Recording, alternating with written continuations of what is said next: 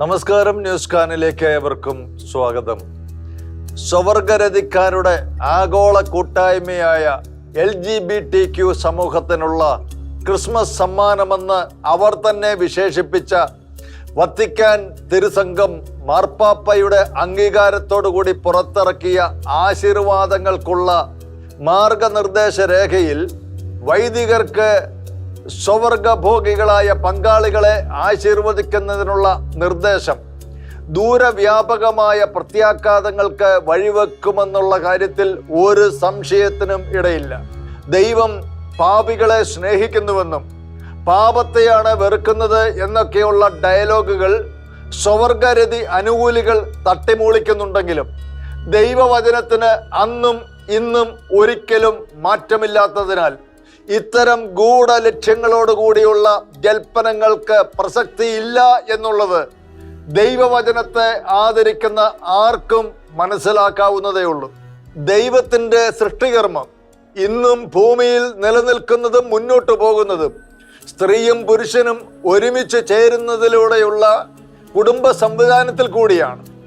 എന്നാൽ ഇത്തരക്കാർ ഈ ദൈവിക പദ്ധതിയെ തകിടം മറിക്കുന്ന തിന്മയുടെ വക്താക്കളായി അവതരിക്കുമ്പോൾ അവരെ പ്രീതിപ്പെടുത്തുവാൻ സഭ ഇന്ന് വരെ തുടർന്നു പോന്നിരുന്ന നിലപാടുകളിൽ അയവ് വരുത്തുന്നതും മാറ്റം വരുത്തുന്നതുമായ നിർദ്ദേശങ്ങൾക്ക് പിന്നിലെ അജണ്ട തിരിച്ചറിയാതെ അവരുടെ അധാർമിക നിലപാടുകൾക്ക് വേണ്ടി വാദിക്കുന്നവർ പിശാചിനോടൊപ്പം ചേർന്ന് ദൈവിക സംവിധാനങ്ങളെ തകിടം മറിക്കാൻ കൂട്ടുനിൽക്കുന്നവരായി മാറുകയാണെന്ന് അവർ മനസ്സിലാക്കാത്തതാണോ എന്തോ എന്ന് മനസ്സിലാകുന്നില്ല. റോമാക്കാർക്ക് എഴുതിയ ലേഖനം 1:27 വിശുദ്ധ പൗലോസ് ഇപ്രകാരം പറയുന്നു: പുരുഷന്മാർ സ്ത്രീകളുമായുള്ള സ്വാഭാവിക ബന്ധം ഉപേക്ഷിക്കുകയും പരസ്പരം ആസക്തിയാൽ ജ്വലിച്ച് അന്യോന്യം ലജ്ജാകര കൃത്യങ്ങളിൽ ഏർപ്പെടുകയും ചെയ്തു. തങ്ങളുടെ തെറ്റിന് അർഹമായ ശിക്ഷ അവർക്ക് ലഭിക്കുകയും ചെയ്തു. ഇത്ര വ്യക്തമായി ദൈവവചനത്തിൽ മാറ്റമില്ലാത്ത വിധം പ്രഖ്യാപിച്ചിരിക്കെ ഈ വചനത്തിൽ വെള്ളം ചേർക്കാൻ ആർക്ക് കഴിയും? അതുകൊണ്ട് തന്നെയാണ് ഇത്രയും കാലം അതീവ ജാഗ്രതയോടെ ഈ വിഷയത്തിൽ സഭ നിലപാടുകൾ സ്വീകരിച്ചിട്ടുള്ളത്.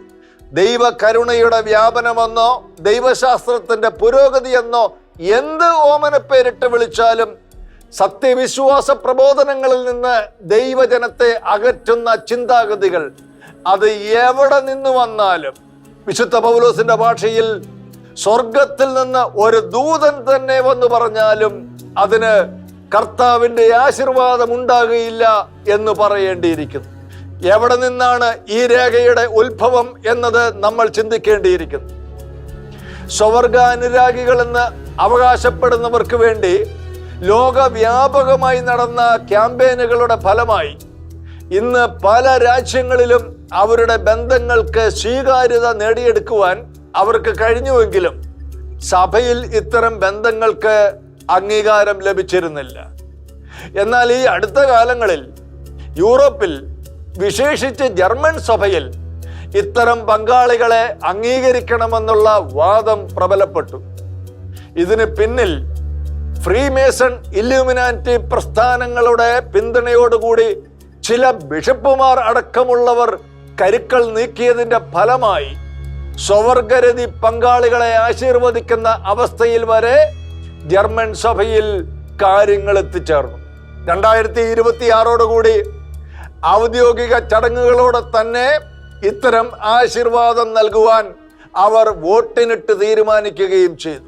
തുടർന്ന് അവർ വത്തിക്കാനിൽ സമ്മർദ്ദം ചെലുത്തുകയും തങ്ങളുടെ നിലപാടുകൾക്കനുസരിച്ച് തിരുസഭയുടെ നിലപാടുകളെ മാറ്റിയെടുക്കുന്നതിൽ ഏറെക്കുറെ വിജയിക്കുകയും ചെയ്തു എന്ന് വേണം കരുതുവാൻ. ഇതിൽ മനംനൊന്ത സഭയിൽ മുൻകാലങ്ങളിൽ ഉന്നത സ്ഥാനങ്ങളിൽ ഇരുന്ന് നയിച്ചിട്ടുള്ള cardinal Walter Brandmuller, Raymond Burke, Robert Sarah എന്നിവരെ പോലെയുള്ള പണ്ഡിതന്മാരും ജ്ഞാനികളുമായിട്ടുള്ളവർ ഇക്കാര്യങ്ങളിൽ വ്യക്തത വരുത്തുവാൻ മാർപ്പാപ്പയ്ക്ക് കത്തെഴുതുകയും മറുപടിയിൽ കൃത്യതയില്ലാത്തതിനാൽ വീണ്ടും എഴുതി ചോദിക്കുകയും ചെയ്തു. അതിൻ്റെ എല്ലാം അനന്തര ഫലമായിട്ടാണ് ഈ ഡോക്യുമെന്റ് വിശ്വാസ തിരുസംഘത്തിന്റെ പേരിൽ പുറത്തു വന്നത്.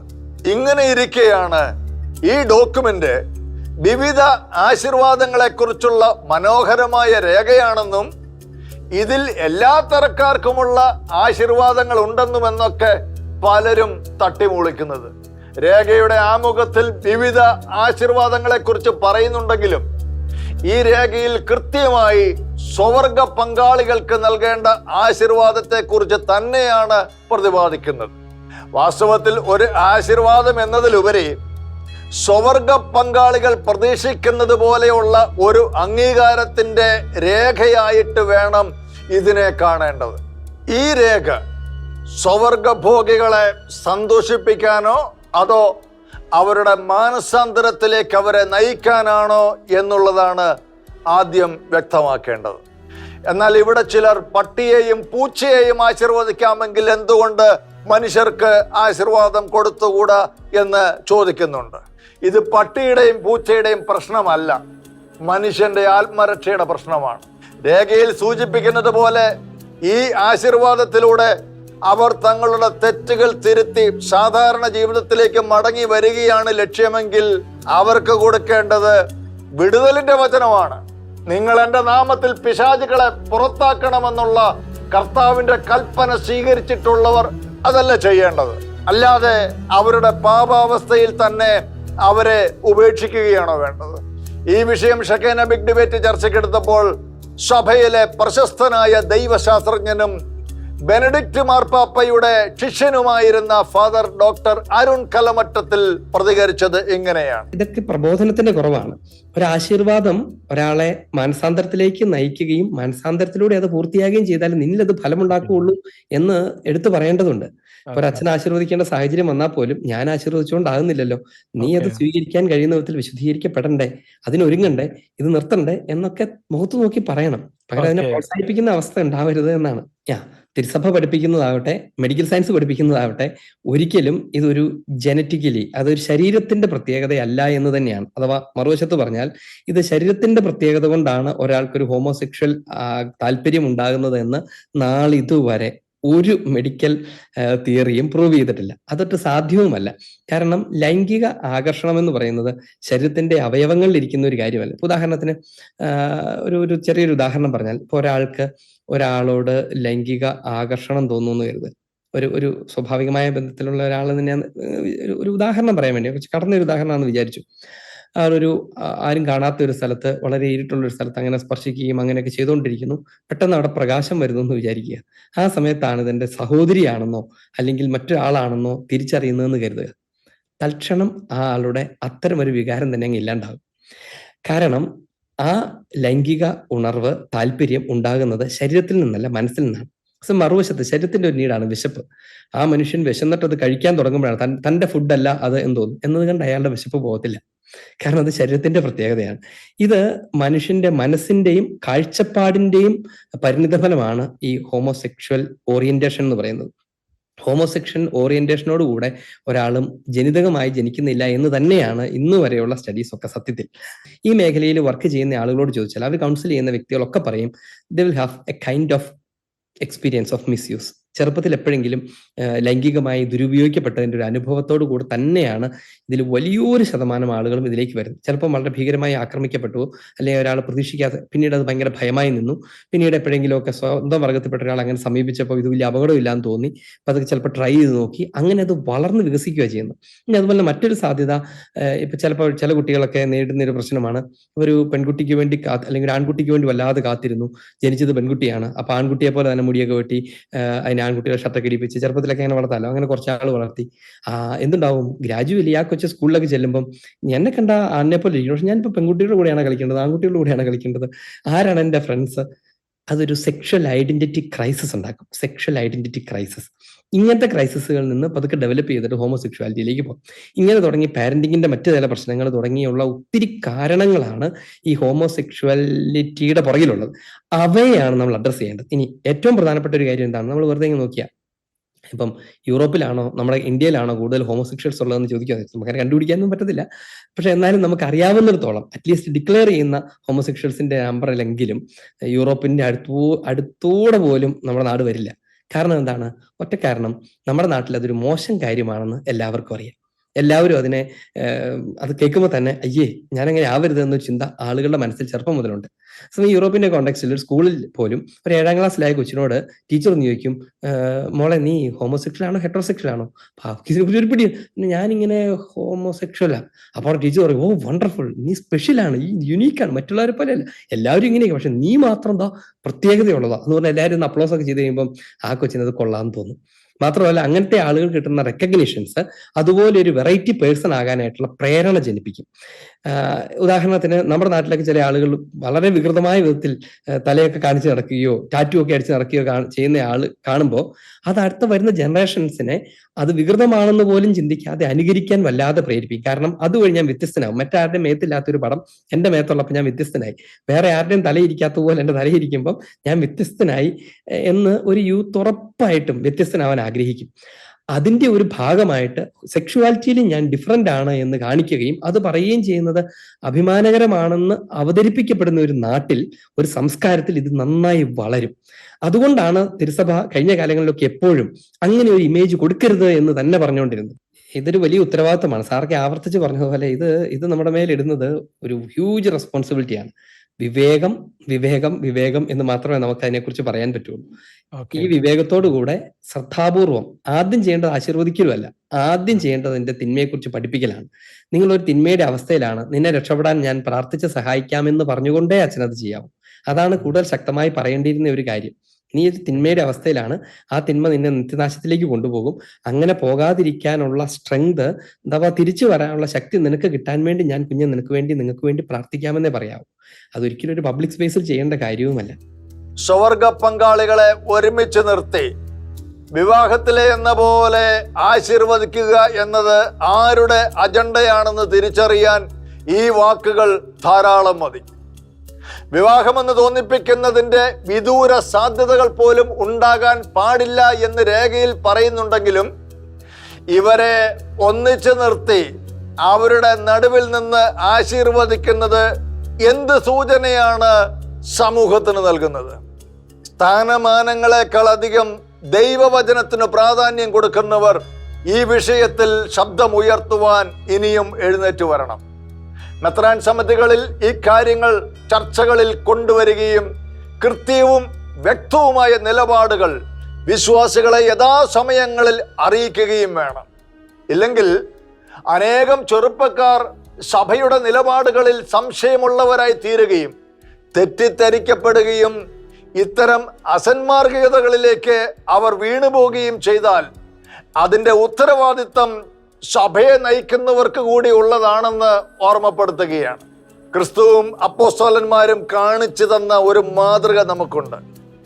അത് തങ്ങൾക്ക് ഇഷ്ടമുള്ള വിധത്തിൽ വളച്ചൊടിക്കാൻ ആരും ശ്രമിക്കരുത്.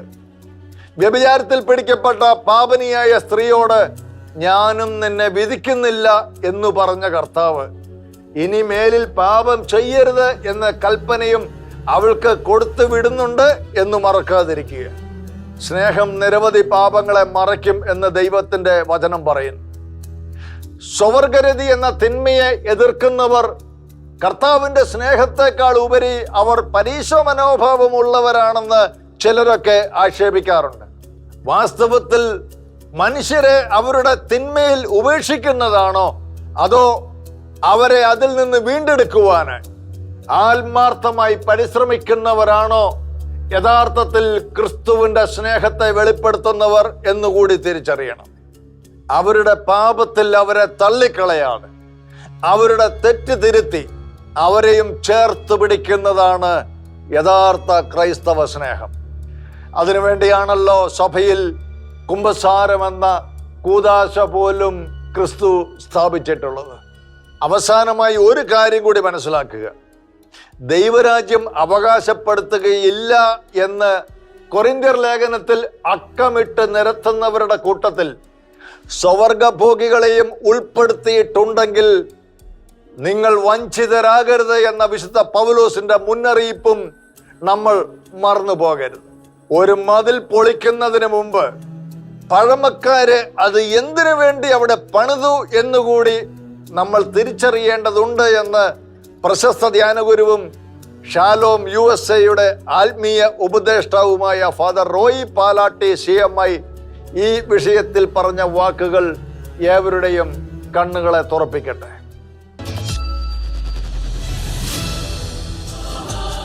ബലിയർപ്പണങ്ങളും നേർച്ചകാഴ്ചകളുമായി ദൈവത്തെ പ്രസാദിപ്പിച്ച് അനുഗ്രഹങ്ങൾ നേടിയെടുക്കുവാനായി മനുഷ്യർ പരിശ്രമിക്കുമ്പോൾ മനുഷ്യരെ പ്രസാദിപ്പിക്കുവാൻ സ്വർഗം വിട്ട് ഇറങ്ങി വന്ന ദൈവപുത്രന്റെ തിരുപ്പിറവിയുടെ അനുസ്മരണമാണ് ക്രിസ്മസ്.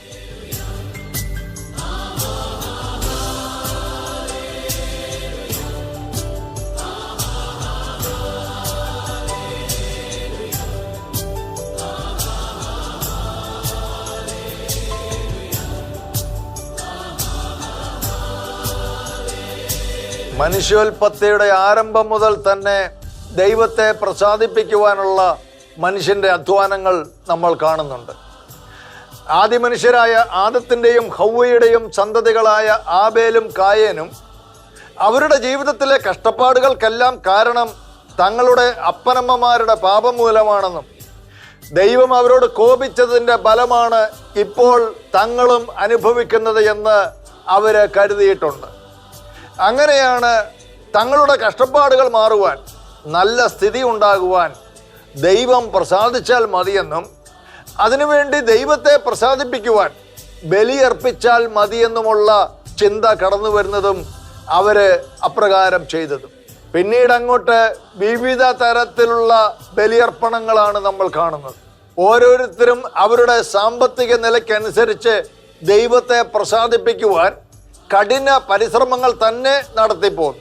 ആടുമാടുകളെയും പക്ഷിമൃഗാദികളെയും ഒക്കെ നിർലോഭം ബലിയർപ്പിച്ചു. ചിലര് കുറെ കൂടി പ്രാകൃതവും ക്രൂരവുമായി മനുഷ്യരെ തന്നെ ബലി കൊടുത്ത് ദൈവത്തെ പ്രസാദിപ്പിച്ച് അനുഗ്രഹങ്ങൾ നേടിയെടുക്കുവാനായിട്ട് പരിശ്രമിച്ചു. എന്നാൽ മനുഷ്യന്റെ പ്രവർത്തികളിൽ പ്രസാദിക്കാത്ത ദൈവം തൻ്റെ പ്രവാചകനായ ഏശയ്യാവിലൂടെ പറഞ്ഞു, നിങ്ങളുടെ നിരവധിയായ ബലികളും കാഴ്ചകളും എനിക്ക് മടുത്തു. എനിക്കവയോട് വെറുപ്പാണ്. എൻ്റെ സന്നിധിയിൽ വരുവാൻ, എൻ്റെ അങ്കണത്തിൽ കാലുകുത്തുവാൻ ഇവയൊക്കെ വേണമെന്ന് ആരാണ് നിങ്ങളോട് പറഞ്ഞത് എന്ന് ദൈവം ചോദിക്കുന്നുണ്ട്. പക്ഷേ ജനം അത് കൈക്കൊണ്ടില്ല എന്ന് മാത്രമല്ല, വീണ്ടും അത്തരം പ്രവർത്തികളിൽ നിർബാധം തുടരുകയും ചെയ്തു.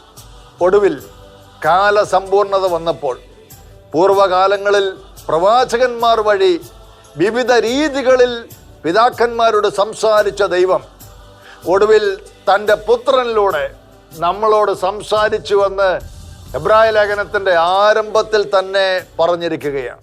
അതായത് ദൈവത്തെ പ്രസാദിപ്പിക്കുവാൻ ഒരു തരത്തിലുമുള്ള ബലിയർപ്പണത്തിൻ്റെയും നേർച്ച കാഴ്ചകളുടെയും ആവശ്യമില്ലെന്നും ദൈവം മനുഷ്യനോട് എന്നേ ക്ഷമിച്ചുവെന്നും അത് ആദി പർദീസയിൽ വെച്ച് തന്നെ സംഭവിച്ചതാണെന്നും ദൈവത്തിന് മനുഷ്യരോടുള്ള സ്നേഹത്തിന് ഒരു കുറവും വന്നിട്ടില്ലെന്നും അസന്നിഗ്ധമായി അർത്ഥശങ്കയ്ക്കിടയില്ലാത്ത വിധം തെളിയിച്ചു തരുവാൻ ദൈവം തിരുമനസ്സായി എന്ന് വിശുദ്ധ ബൈബിളിലെ സുവർണവാക്യമെന്നും ബൈബിളിന്റെ സാരസംഗ്രഹമെന്നുമൊക്കെ വിശേഷിപ്പിക്കപ്പെടുന്ന യോഹന്നാന്റെ സുവിശേഷം 3-ാം അധ്യായത്തിന്റെ 16-ാം വാക്യം നമുക്ക് വ്യക്തമാക്കി തരുന്നുണ്ട്.